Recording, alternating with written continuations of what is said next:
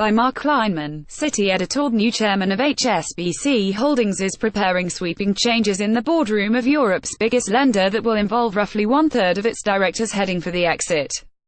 Sky News has learnt that 3 of HSBC's non-executive directors, including the Deutsche Boerse chairman Joachim Faber, will not stand for re-election at its annual general meeting in the spring.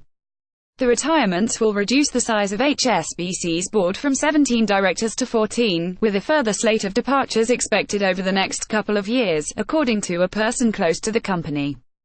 The changes, which will be disclosed in documents circulated to shareholders ahead of April's AGM, are among the first big decisions made by Mark Tucker, who took over as HSBC's chairman last year.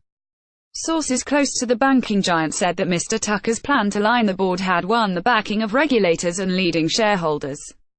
The former chief executive of Prudential, who was recruited from the Hong Kong-based insurer AIA, is said by colleagues to have decided that HSBC's board had become overpopulated, with too many committees encumbering swift decision-making.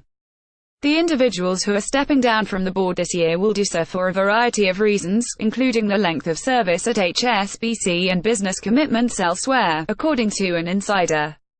HSBC has historically had one of the largest boards in corporate Britain. Image: Mark Tucker, chairman of HSBC Holdings plc, took on the role last year. Existing non-executives include Lord Evans of Weardale, the former head of MI5, Kathleen Casey, a former commissioner at the U.S. Securities and Exchange Commission, and Henry de Castries, former boss of AXA, the French insurer. News of the boardroom cull comes in the week that HSBC's departing chief executive, Stuart Gulliver, unveiled a jump in adjusted pre-tax profit to almost $21 billion. The results fell short of some Citi estimates but nevertheless vindicated Mr. Gulliver's pivot to Asia, which has seen it increase its investment in the region. HSBC is also in the process of ring-fencing its UK retail bank ahead of new rules which come into effect next year, while it announced in 2016 that it would keep its headquarters in London, following a year-long review. Mr. Gulliver, who had run the Asia-focused bank since 2011, handed the reins on Tuesday to John Flint, another long-serving HSBC executive.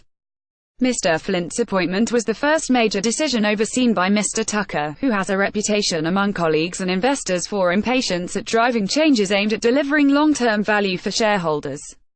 The new chairman has an impressive pedigree in HSBC's key Asian markets of Hong Kong and China, joining AIA in 2010 following a failed $35 billion takeover bid for the company by his former employer, Prudential. The Asian company now has a market value equivalent to more than £71 billion. HSBC declined to comment on Thursday.